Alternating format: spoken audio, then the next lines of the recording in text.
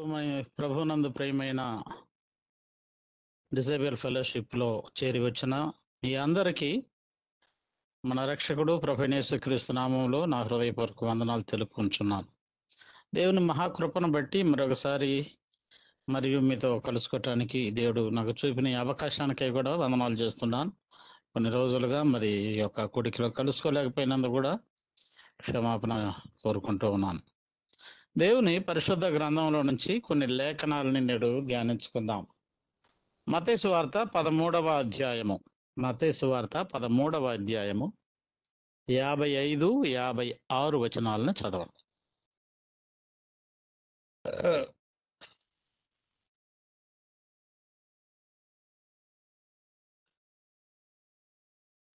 ఇతడు వడ్లవాని కుమారుడు కాడా? ఇతని తల్లి పేరు మరియ కాదా? యాకోబు, యోసేపు, సీమోను, యూదా అను వారు ఇతని సోదరులు కారా? ఇతని సోదరుని మరులందరూ మనతోనే ఉన్నారు కారా? ఇతనికి ఈ కార్యములన్నీ ఎక్కడ నుండి వచ్చెను అని చెప్పుకొని ఆయన విషయమై అభ్యంతరపడి. మార్కు సువార్త 6వ అధ్యాయం 2-3 వాక్యాలని ఇంకెవరన్నా ఒకరు చదవండి.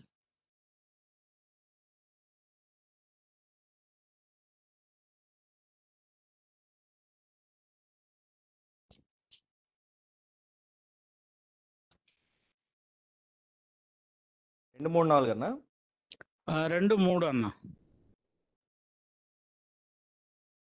విశ్రాంతి దినం వచ్చినప్పుడు ఆయన సమాజ మందిరములో బోధింపనారంభించెను. అనేకులు ఆయన బోధ విని ఆశ్చర్యపడి ఈ సంగతులు ఇతనికి ఎక్కడి నుండి వచ్చెను, ఇతనికి ఇవ్వబడిన ఈ జ్ఞానం ఎట్టిది, ఇతని చేతుల వలన ఇట్టి అద్భుతములు చేయబడుతున్నవి ఇదేమి, ఇతడు మరియ కుమారుడు కాడా? ఇతడు యాకోబు, యోసే, యూదా, సీమోను అనువారి సహోదరుడగు వడ్లవాడు కాడా? ఇతని సోదరి మనులందరూ మనతో ఉన్నారు కారా అని చెప్పుకొనుచు ఆయన విషయమే అభ్యంతరపడి. చిన్న ప్రార్థన చేసుకుందాం. బ్రదర్ జీవరత్న అంకుల్ గారు ప్రార్థన చేస్తారు.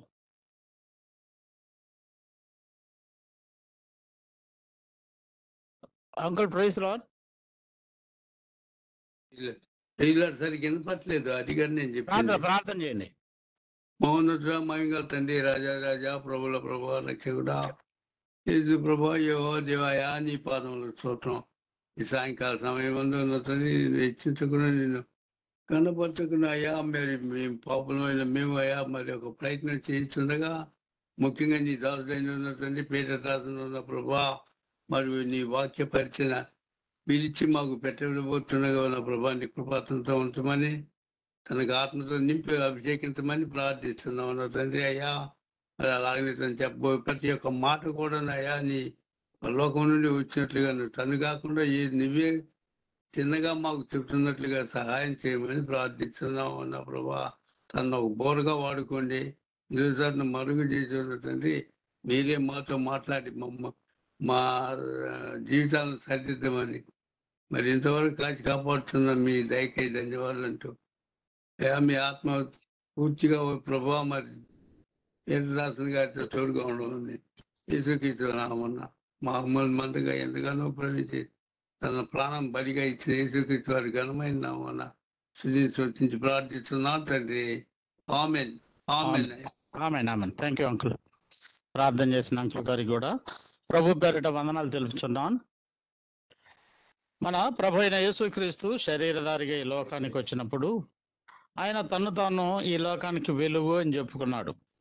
నేను మంచి కాపరని అని తెలియపరుచుకుంటూ వచ్చాడు. ఇంకా పరలోకం నుంచి ఆయనకి ఇవ్వబడిన పేర్లు ఎన్నో ఉన్నాయి. ఇమ్మానుయేలు, దేవుడు తోడని అర్థము. యేసు అంటే పాపులను పాపముల నుంచి విడిపించువాడని. ఇలా అనేక రకాలైన పేర్లు ఆయనకి లోకంలో పెట్టబడుతూ వచ్చాయి. ఆయన జన్మించినప్పుడు మరి గొర్రెల కాపరిగా ఇంట్లోనో లేక అధికారి ఇంట్లోనో లేక ఒక యాజకుని ఇంట్లోనో జన్మించలేదు. ఆయన ఒక సామాన్యమైన ఒక వడ్రంగి వాడైన యోసేపు ఇంటిలో కన్య మరియ గర్భంలో జన్మించాడు ఆయన. కనుక అప్పటి ప్రజలు యేసు ప్రభునికి తన వృత్తిని బట్టి పిలుస్తూ ఉన్నారు. వాళ్ళు వృత్తిని బట్టి పిలుస్తూ ఉన్నారు. వడ్లవాడు, వడ్లవాణి కుమారుడు అని. అయితే యేసు ప్రభు ఎవరు? ఆయన రాజులకు రాజు, ప్రభువులకు ప్రభు అని ప్రకటన గ్రంథం 19:16 చూస్తాం. యెషయా గ్రంథంలో అయితే ఆయన మహాగణుడని, మహోన్నతుడు, పరిశుద్ధుడు, నిత్య నివాసి అనే పేర్లు చూస్తూ వస్తాం. కానీ ఎన్నిక లేని నజరేతు గ్రామంలో ఒక సామాన్యుడైన వడ్రంగివాడైన యోసేపు ఇంటిలో మరియ గర్భము ద్వారా జన్మించినందువల్ల ఒక వడ్రంగివాడుగా పిలువబడ్డాడు. అదే మనం చదువుకునే 2 వాక్య భాగాల్లో చూస్తాం. వడ్లవాడు కుమారుడు కాడా అంటారు, వడ్లవాడు కాడా అని చూస్తూ ఉన్నాం. వడ్రంగి ఒక సామాన్యుడు, ఒక పనివాడు, లేక ఒక దాసుడు, లేక సేవకుడు, ఇలా అనుకోవచ్చు. అంతేకాదు, ఆ వడ్రంగి అనే చెప్పగలిగిన అతను శిల్పి అని కూడా చెప్పుకోవచ్చు. ఒక నిర్మాణకుడుగా కూడా చెప్పుకోవచ్చు. మన ప్రభువు పరలోకం నుండి దిగి వచ్చిన పరలోకపు శిల్పి, నిర్మాణకుడుగా ఉన్నాడు. ఈ భూలోకంలో మరి శిల్పి యొక్క నైపుణ్యాన్ని కానీ చూస్తే రకరకాలైన వస్తువులు తయారు చేస్తారు వాళ్ళు. ప్రభు సమస్తాన్ని నోటి మాట ద్వారా తయారు చేసిన వాడు. యోహాను సువార్త 1వ అధ్యాయం 2-3 వచనాల్లో మనం చూసినట్లయితే సమస్తమును ఆయన మూలముగా కలిగినవే, కలిగి ఉన్నది ఆయన లేకుండా కలుగలేదని కూడా వ్రాయబడింది. ఆయన సృష్టికర్త, ఆయన శిల్పి, నిర్మాణకుడు, ఆయన పరలోకవాసి, పరిశుద్ధుడు, అత్యున్నత సింహాసనుడు, మనల్ని ప్రేమించి మరి అత్యంత సామాన్యుడిగా నిరుపేద కుటుంబంలో, ఒక వడ్లవాణి కుటుంబంలో జన్మించాడు. అందుకే ఆయన్ని వడ్లవాణిగా పిలువబడ్డాడు. ఫిలిప్పీలు రాసిన పత్రిక 2వ అధ్యాయం 5-8 వరకు మనకందరికీ సుపరిచయమైన వాక్యాలు అవి. ఆయన ఎంతగా తగ్గించుకున్నాడో అక్కడ వ్రాయబడింది. ఒక సేవకునిగా, ఒక దాసునిగా ఎందుకు రావాల్సి వచ్చింది ఆయన? ఆయన ఎలాంటి వాడంటే తిమోతికి పౌలు గారు రాసేటప్పుడు 1 తిమోతి 6:16 నివసింపరాని తేజస్సులో ఆయన మాత్రమే నివసించచ్చు అమరత్వము గలవాడై ఉన్నవాడు ఆయన. మనుషుల్లో ఎవ్వరు ఆయన్ని చూడలేదు, మనుషుల్లో ఎవరో ఆయన్ని చూడనేరడు అని కూడా వ్రాయబడింది. ఇటువంటి గొప్ప దేవుడు, పరిశుద్ధుడు, పరిశుద్ధుడని పొగడబడే దేవుడు, ఎవరు నివసింపరాని తేజస్సులో మరి అమరత్వము గలవా దేవుడు ఒక సామాన్యమైన వడ్రంగి ఈ లోకానికి వచ్చి అందరికీ అనుకూలముగా అందరూ ఆయనతో కలిసిమెలిసేలాగన ఒక సామాన్యమైన ఒక జీవితాన్ని ఈ లోకంలో ప్రభు జీవించాడు. లూకా సువార్త 15వ అధ్యాయం 1వ వచనంలో చూసినట్లయితే ఒకప్పుడు సమస్తమైన శుంకరులు, పాపులు ఆయన బోధ వినుటకు ఆయన దగ్గరకు వచ్చుచుండగా అని వ్రాయబడింది. అంటే ప్రతి మానవుడు కూడా తన దగ్గరికి రావడానికి వీలుగా తను తగ్గించుకున్న ప్రభు ఆయన. అదే లూకా సువార్త 5వ అధ్యాయం 1వ వచనంలో కూడా చూస్తాం. జనసమూహము దేవుని వాక్యం వింటూ ఆయన మీద పడుచుండగా అని చూస్తాం. 8వ అధ్యాయం 45వ వచనంలో చూస్తాం. పేతురు అంటాడు, ఏలినవాడా, జనసమూహంలో కిక్కిరిసి నీ మీద పడుచున్నారే, మరి నిన్ను ముట్టింది ఎవరని మేము చెప్పగలం అంటాడు. అంతగా ప్రజలు తన దగ్గరికి చేర్చుకుని వారికి బోధించే రీతిన తన్ను తాను ఆయన తగ్గించుకున్నాడు. తండ్రి అయిన దేవుని చిత్తాన్ని నెరవేర్చడానికి కుమారుడైన యేసుక్రీస్తు ప్రభు ఒక దాసునుగా, రిక్తునుగా, సేవకునిగా తగ్గించుకొని రావాల్సి వచ్చింది. తండ్రి చిత్తం ఏమిటి? అసలు తండ్రి యొక్క చిత్తం ఏమిటి? రండి ధ్యానించుకున్నాం. అపోస్తల కార్యం 3వ అధ్యాయం 26వ వచనం.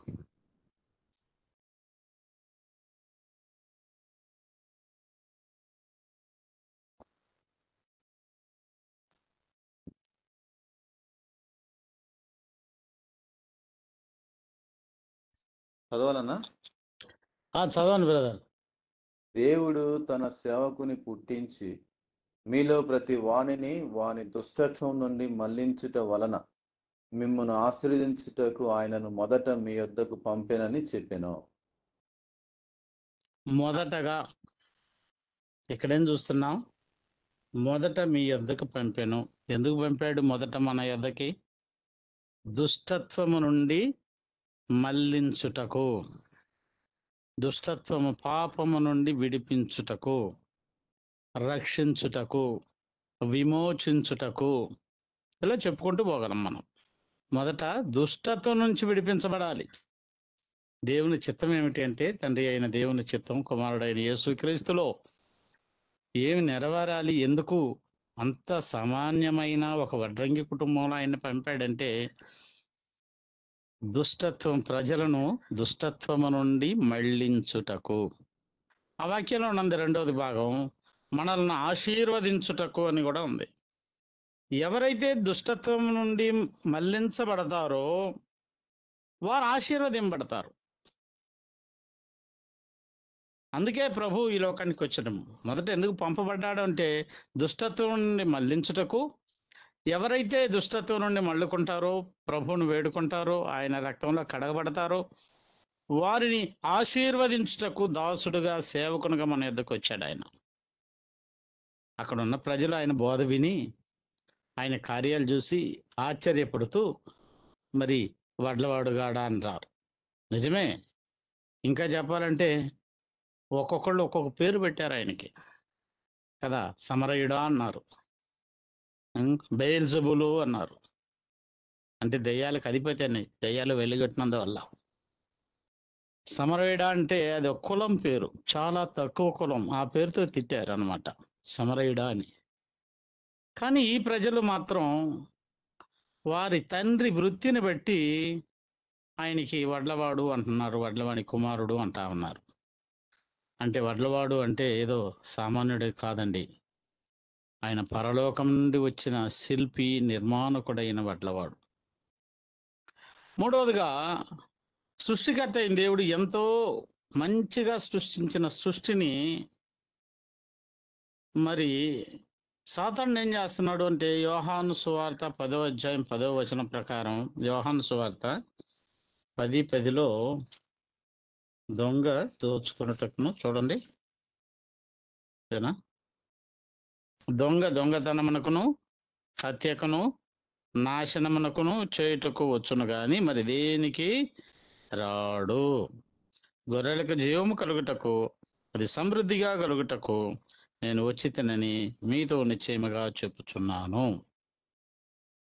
మన జీవితాలు అపవాది చేతిలో ఉన్నాయి. పాపం చేత పాడు చేస్తా ఉన్నారు. పాడైపోయిన జీవితాలు మరలా బాగు చేయటానికి వచ్చిన పరమ శిల్పి మన యేసుప్రభు. పునర్నిర్మాణం చేయుటకు వచ్చాడు, రక్షకుడుగా, నిర్మాణకుడుగా. అంటే శిథిలమైపోయిన మన జీవితాలని, పాడైపోయిన మన బ్రతుకులను తిరిగి బాగు చేసి నూతనంగా నిర్మించి ఏం చేస్తున్నాడు? పాడైపోయి శిథిలమైపోయిన జీవితాలని తన ఆలయముగా చేసుకొనటానికి వచ్చిన శిల్పి ఆయన. 1 కొరింథీయులు 3:16లో చూస్తాం, పౌలు గారు ఆ మాటలు రాస్తుంటారు.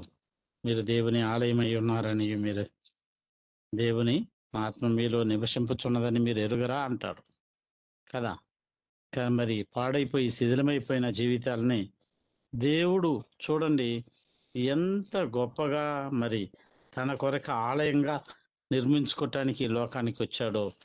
ఆ శిల్పి మన దేవుడై ఉన్నాడు, ఆ నిర్మాణకుడు మన దేవుడుగా ఉన్నాడు. 16వ అధ్యాయం 1 కొరింథీయులు 16వ అధ్యాయం కూడా మీరు చదివినట్లయితే మీకు అర్థమవుతూ ఉంటుంది. చాలా వాక్యాలు ఉన్నాయి ఇక్కడ చెప్పుకుంటూ పోతూ ఉంటే. 6వ అధ్యాయం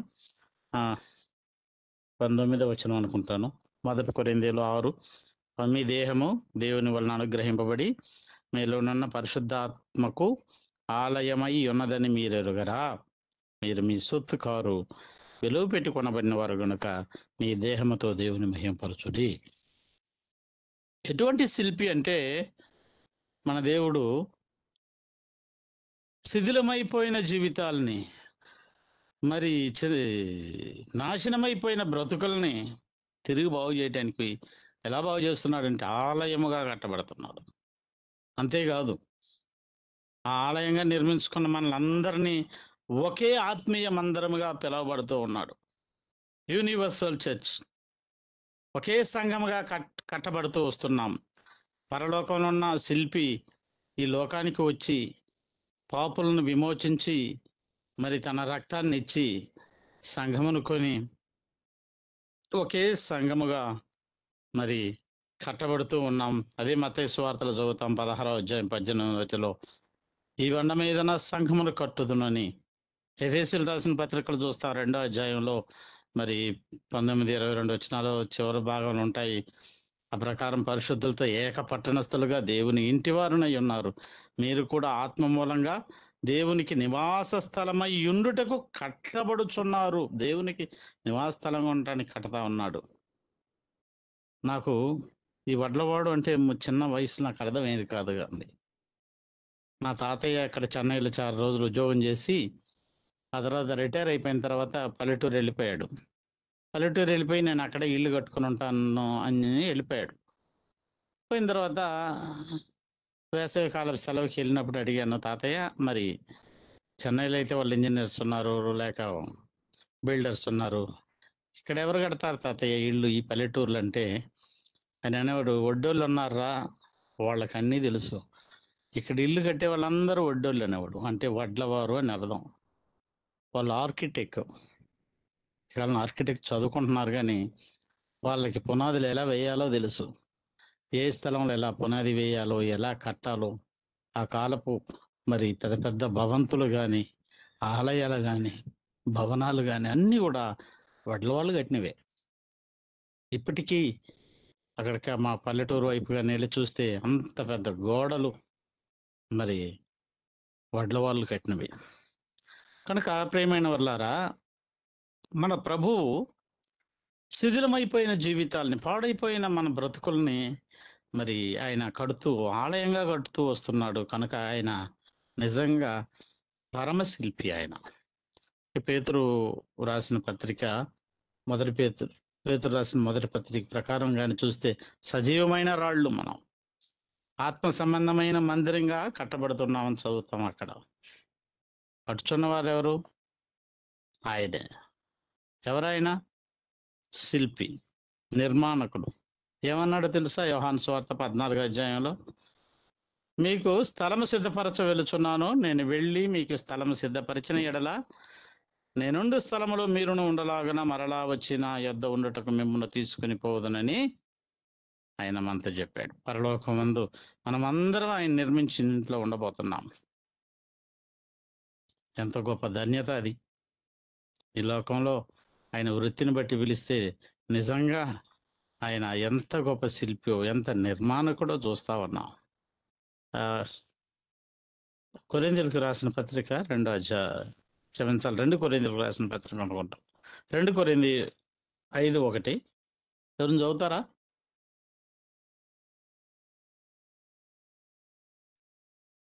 భూమి మీద మన గుడారమైన ఈ నివాసం శిథిలమైపోయినను చేతి పని కాక దేవుని చేత కట్టబడినదియు నిత్యమైనది అయిన నివాసం పరలోకమందు మనకున్నదని ఎరుగుదుము. చాలు బ్రదర్, నిత్యమైందంటది కదా. దేవుని చేత కట్టబడింది, నిత్యమైనది. పరలోకంలో మనకు ఒకటి ఉన్నది, ఒక నివాసం ఉంది మనకి. ఈ నిరీక్షణతో మనం ఈ లోకంలో మనం జీవిస్తూ ఉన్నాం. ప్రభు మనకు ఆ యొక్క ఇంటిలో నివసించడానికి కొరకు మనకు మహిమ కలిగిన దేహాన్ని ఇవ్వబోతూ ఉన్నాడు, ఈ యొక్క శరీరంతో కాదు. మరి నేడు పాడైన మన జీవితాలని కట్టిన దేవుడు మనల్ని ఆత్మ సంబంధమైన మందిరముగా, సంఘముగా కడుతూ ఉన్నాడు. రేపు మనల్ని ఏం చేస్తాడంటే మహిమా దేహములతో మహిమా స్వరూపంలోనికి మార్చి ఆ మహిమా రాజ్యములో యుగయుగములు ప్రభుతో ఉండేలా మనల్ని తీసుకెళ్ళబోతున్నాడు. కనుక ఎన్ని చూసాము? 2 చూసాం. మొదటి, దుష్టత్వం నుండి మళ్ళిస్తాడని. రెండవది, మనల్ని ఆశీర్వదిస్తాడని. ఎలా ఆశీర్వదిస్తున్నాడంటే శిథిలమైన పాడైన జీవితాలను తీసుకొని తనకు ఆలయముగా కట్టుకుంటున్నాడని చూసాం. కొన్ని సార్లు ఇంకొక మాట చూసుకుందాం. వడ్రంగి జీవితాల్లో ఏంటంటే వాళ్ళు కొత్త వస్తువులని నిర్మించడం మాత్రమే కాదు కానీ పాతైన పాడైన వాటిని కూడా బాగు చేయగల సామర్థ్యం కలిగిన వాళ్ళు. నైపుణ్యంగా ఉంటుంది వాళ్ళ పని చూస్తే. మన ప్రభు యొక్క రక్షణ స్వార్థ విని ఆయన యందు విశ్వాసం ఉంచి పశ్చాత్తాపముతో పాపములు ఒప్పుకుంటే ప్రభువు మన పాపములను క్షమించి మనల్ని రక్షించి తన కుమారులుగా కుమార్తెలుగా చేసుకుంటాడు కదా. అప్పుడు ఎప్పుడైతే ఆయన కుమారులుగా కుమార్తెలుగా చేసుకుంటాడో మనము సంవత్సరాలు గడిచే కొద్దీ ఆయన పోలికలోకి అంటే పరిశుద్ధతలోకి మార్చబడుతూ వర్ధిల్లాలి మనం. కానీ మనం ఏం చేస్తున్నాం? తరచుగా ఈ లోకంలోని కొన్ని ఆకర్షణలను బట్టి, శరీరానుసారమైన వాటిని బట్టి మనసుకు నచ్చినట్టు లొంగిపోయి మరలా మన జీవితాలను పాడు చేసుకుంటూ ఉన్నాం. పరిశుద్ధతను కోల్పోయాం, ప్రార్థన కోల్పోయాం, సహవాసాన్ని పోగొట్టుకుంటాం, సాక్ష్యాన్ని పోగొట్టుకుంటాం, కొన్నిసార్లు అయితే సిగ్గుతో అవమానంతో కుంగిపోతాం. అయినను గమనించండి, అయినను నా జీవితంలో అంతే. కొన్నిసార్లు అయితే ప్రభువుని వదిలి వెళ్ళిపోయేవాడిని, సహవాసాన్ని నుంచి వెళ్ళిపోయేవాడిని. అయినా ప్రభు తిరిగి మరలా పట్టుకొస్తాడు నన్ను, తిరిగి ఆయన రక్షించుకుంటాడు. ఎన్నోసార్లు సిగ్గుతో మరి అవమానంతో కుంగిపోయాను నేనైతే. ఆయన పరలోక శిల్పి కదా, విడిచిపెట్టాడు ఆయన. మరలా పశ్చాత్తాపంతో కన్నీటితో ఆయన పాదముల చెంత మనం కానీ చేరినట్లయితే మనల్ని బాగు చేస్తాడు. తిరిగి అందరికీ ఉపయోగపడే వస్తువుగా మరి అంటే కఠిన హృదయాన్ని మారుస్తాడు, జీవితాలను మారుస్తాడు. పరమశిల్పిగా మన అర్హతమైన పాత్రగా మన వల్ల మార్చగల దేవుడు ఆయన. అందుకే మార్కు 7:37 చూస్తాం, ఈయన సమస్తమును బాగుగా చేసి ఉన్నాడు. ఎలా? చెవిటివారు చదువుతారా బ్రదర్? మార్కు 7:37. ఈయన సమస్తమును బాగుగా చేసి ఉన్నాడు, చెవిటి వారు వినట్లుగాను మగవారు మాట్లాడినట్లుగాను చేయుచున్నాడని చెప్పుకొని అపరిమితముగా ఆశ్చర్యపడ్డారంట వాళ్ళు చెప్పుకొని. ఒకప్పుడు ఎంతో సంతోషంతో ఆరాధించాం. నీవు ఇప్పుడు ఆరాధించగలవా? మగవాడిలాగా ఉన్నావా? ఒకప్పుడు దేవుని స్వరాన్ని అనుదినం వాక్యధ్యానంలో వింటున్న మనం స్వరం వినటం లేదు, చెవిటి వారిని అయిపోయాం. ఒకసారి దేవుని పని కొరకై పరిగెత్తాం, ఇప్పుడు ఆ పాదాలు దేవుని పని కొరకే పరిగెత్తటం లేదు. ఇప్పుడు ఏమిటంటే సుఖము, సౌఖ్యము ఇటువంటివే మనకి ఎక్కువ కావాల్సి వస్తుంది. పాపం బట్టి మనం కుంటివాళ్ళు అయిపోయామని చెప్పుకోవాలి.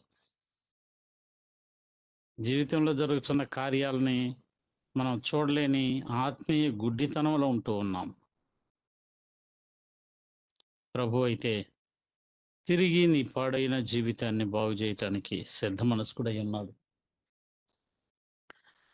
పడిపోయినా నిన్ను తిరిగి మంచి ఉపయోగకరమైన అర్హత కలిగిన పాత్రగా తయారు చేయటానికి సిద్ధంగా ఉన్నాడు. ఆయన సమస్తాన్ని బాగు చేసేవాడు. చెవిటివారు వినేలాగా చేస్తాడు, కుంటివారు నడిచేలాగా చేస్తాడు. మరి ఆయన కుమారుడు కుమార్తెగా ఉన్న నిన్ను బాగు చేయలేడా? మీరు బాగా గమనించినట్లయితే లూకాసు వార్త 15 చూస్తాం, తప్పిపోయిన చిన్న కుమారుని మరలా సమకూర్చుకున్నాడు. ఎవరి జీవితం ఎందుకు? అనేక మార్లు తప్పిపోయిన పేతురు, యోహానుల్ని తిరిగి సమకూర్చుకుంటూ వస్తాడు. వాళ్ళు మరలా మేము చేపలు పట్టడానికి పోతామని వెళ్ళిపోతారు. యోహాను సువార్త 21 చదివితే వారిని వెతుక్కుంటూ వస్తాడు, మరలా సమకూరుస్తాడు, ఆయన సన్నిధిలో చేర్చుకుంటూ వస్తాడు. అటువంటి గొప్ప శిల్పి నిర్మాణకుడు అయిన దేవుడు మన దేవుడు. నాలుగోదిగా చూడాలంటే, వడ్రంగి ఒక కొయ్యను మొద్దును చూచినప్పుడు వెంటనే తన మనసులో ఒక ఆకారం కనిపిస్తుంది. ఆ కొయ్యను చూడటంతో చెప్తాడు, ఇవి తలుపులకి బాగా సరిపోతాయి నాన్న అంటాడు. కొన్ని కొయ్యలను మొద్దులు చూడటంతో అంటాడు, ఇవి మంచానికి బాగా సరిపోతాయి, మంచపు కోళ్ళకి అంటారు. కొన్ని కొయ్యలను చూస్తే ఇవి బల్లలకు సరిపోతాయి, కుర్చీలకు సరిపోతాయి అంటారు. అలా వడ్రంగి హృదయంలో ఆ మొద్దును లేక కొయ్యను చూచిన వెంటనే ఆయన యొక్క హృదయంలో ఒక ఆకారం కనపడుతుంది ఆయనకి. ఎందుకంటే ఆ కొయ్యను ఏ వస్తువుగా తయారు చేయొచ్చో ఆయనకి వెంటనే అర్థమైపోద్ది. మన పరమ వడ్రంగి అయిన యేసుక్రీస్తు ప్రభు భూమికి పునాదులు వేయక మునుపే, తల్లి గర్భములో రూపింపబడక మునిపే మనల్ని చూచాడు. చూచి నిన్ను నన్ను ఏమి చేయాలి అనుకున్నాడో, మనం ఏ పనికి పనికొస్తాం అనుకున్నాడో దాని కొరకే మనల్ని ఎన్నుకున్నాడు. ఎప్పుడు? తల్లి గర్భములో రూపింపబడక మునుపే, భూమి పునాదులు వేయబడక మునుపే. చూడండి, ఈ దినాన మనం ఉన్న ఈ రూపాన్ని ఆ దినాన ఆయన చూశాడు. మీరు వాక్యం చదువుకుంటా పోతే ఇంకా ఆలస్యం అయిపోతుంది. కనుక ప్రభు యొక్క హృదయంలో మనం ఏం కావాలి ఉన్నాం, మనల్ని ఏం చేయాలనుకున్నాడో, ఎందుకొరకే మనల్ని ఎన్నుకున్నాడో, మరి ఈ యొక్క పనికిరాని మొద్దు, ఈ పనికిరాని కొయ్యను ఎంత అద్భుతంగా తయారు చేయాలనుకున్నాడో ముందుగా ఆయన నిర్ణయించుకున్నాడు. కనుకనే తగిన సమయం వచ్చినప్పుడు మనల్ని తనకు అర్హతమైన పాత్రగా మలుచుకుంటాడు ఆయన. కొన్నిసార్లు కొన్ని కొయ్యల్ని ముద్రల్ని పక్కన పడేస్తాం, ఇప్పుడు పని లేదు తర్వాత చూద్దాంలేని. మనకేదో ఒక వస్తువు అవసరం అవుతుంది, అప్పుడు గుర్తొస్తుంది, ఫలానా కొయ్య మనకి అక్కడ పెట్టాం కదా, చాలా రోజులు అయిపోయింది, మరి అది ఆ వస్తువుకు పని వస్తుంది కదా అనుకుంటాం. ఆ విధంగా ప్రభు మనల్ని తల్లి గర్భంలో రూపింపబడక మునిపే, భూమి పునాదులు వేయబడక మునిపే చూశాడు. ఫలాని రోజున ఫలాని స్థలానికి పనికి వస్తాడు నాకు. ఆ విధంగా అర్హతమైన పాత్రగా మలుచుకున్న దేవుడు మన దేవుడు. ఎలా అంటే, ప్రభు మనసులో ఉండే స్వరూపము మనందు ఏర్పడాలి కదా. అందుకే ప్రభు మన కొరకు ప్రయాసపడుతూ ఉన్నాడు. పౌలుకున్న భారాన్ని చూద్దామా? గలతీయులకు రాసిన పత్రిక 4వ అధ్యాయం 19వ వచనం. గలతీ 4:19.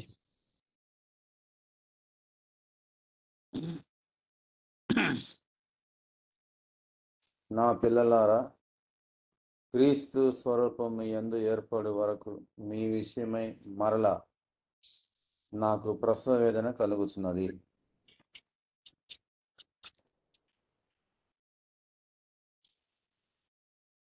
ప్రసవ వేదన కలుగుతున్నది.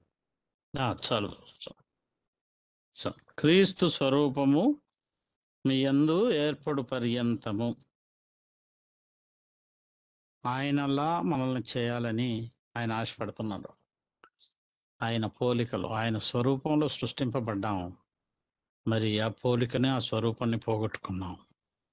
తిరిగి క్రీస్తు స్వరూపంలో మనం ఉండాలి అని, క్రీస్తు స్వరూపం మీ యందు ఏర్పడు పర్యంతము మీ విషయమై నేనెంతో ప్రసవేద పడుతున్నానని పౌలు యొక్క భారం కూడా అదే. యోహాను రాసిన మొదటి పత్రిక 3వ అధ్యాయం 2వ వచనం. యోహాను రాసిన మొదటి పత్రిక 3వ అధ్యాయం 2వ వచనం. ప్రియులారా, చదవండి. ఇప్పుడు మనము దేవుని పిల్లలమై ఉన్నాం. మనం ఇక ఏమోదుము అది ఇంకను ప్రత్యక్షపరచబడలేదు గాని ఆయన ప్రత్యక్షమైనప్పుడు ఆయన ఉన్నట్లుగానే ఆయనను చూతుము గనుక ఆయనను పోలి ఉందుమని ఎరుగుదుము. ఆయనను చూతుము కనుక ఆయనను పోలి యుందుము. ఇప్పుడు ఒక వడ్రంగి యొక్క మనసులో ఏముంటదంటే ఈ కొయ్య ఇందుకు పనికి వస్తుంది. ఆ కొయ్య ఆ వడ్రంగి చేతికి వెళ్ళినప్పుడే ఆ శిల్పి అయిన ఆ వడ్రంగి దాన్ని ఆయనకు తగిన అర్హత కలిగిన పాత్రగా మలుచుకోవటం చూసాము. ఇప్పుడు చూస్తున్నాం ఆయన రూపంలోనే మనల్ని చేసేవాడుగా. ఆయన చూతము ఆయన పోలి ఉందుము అని చూస్తాం. అబ్రహాం అయితే హెబ్రీయులకు రాసిన పత్రిక 10వ అధ్యాయం, హెబ్రీయులకు రాసిన పత్రిక 10వ అధ్యాయం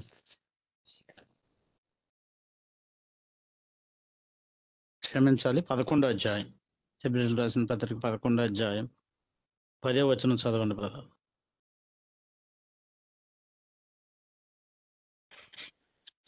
ఏలయనగా దేవుడు దేనికి శిల్పియు నిర్మాణకుడై ఉన్నాడో పునాదులు గల పట్టణం కొరకు అబ్రహాం ఎదురు చూచుచుండెను.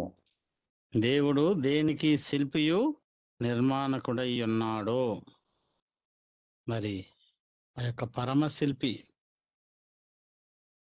పరమ నిర్మాణకుడు పునాదులు గల పట్టణం మన కొరకు కడుతున్నాడని గుడారాల్లో నివసిస్తున్న అబ్రహాం, ఇస్సాకు, యాకోబులు ఎలా ఎదురు చూస్తూ ఉన్నారో ఆ విధంగా మనం కూడా ప్రభు కొరకు ఎదురు చూస్తూ ఉండాలి.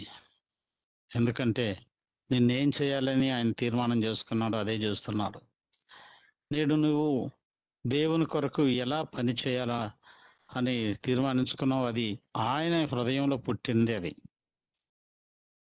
కనుకనే ఈ లోకంలో ఎంతో మంది ఉన్నప్పటికీ మరి వాళ్ళందరూ రక్షింపబడలేదు, వాళ్ళందరూ ప్రభు సన్నిధికి రాలేదు.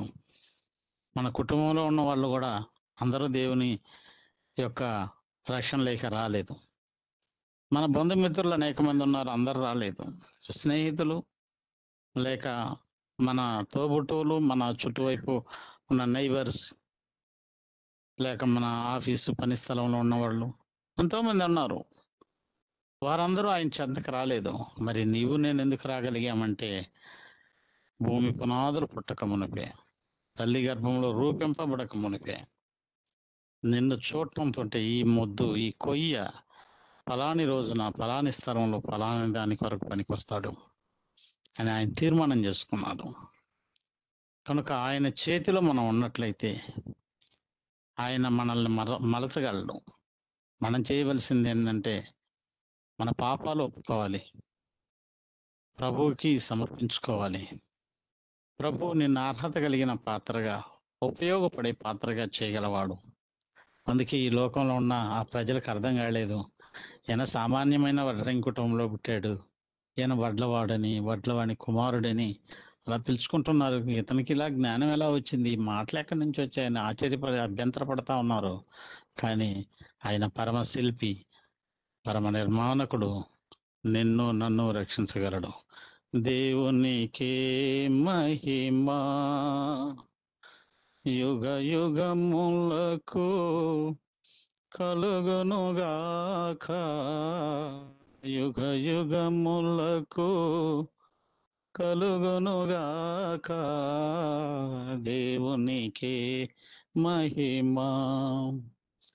దేవుడు దేనికి శిల్పియు నిర్మాణకుడు, దానికి మనలను పాత్రులుగాను చేసే, దానికి మనలను పాత్రులుగాను చేసే వందనమర్పింతుముకు.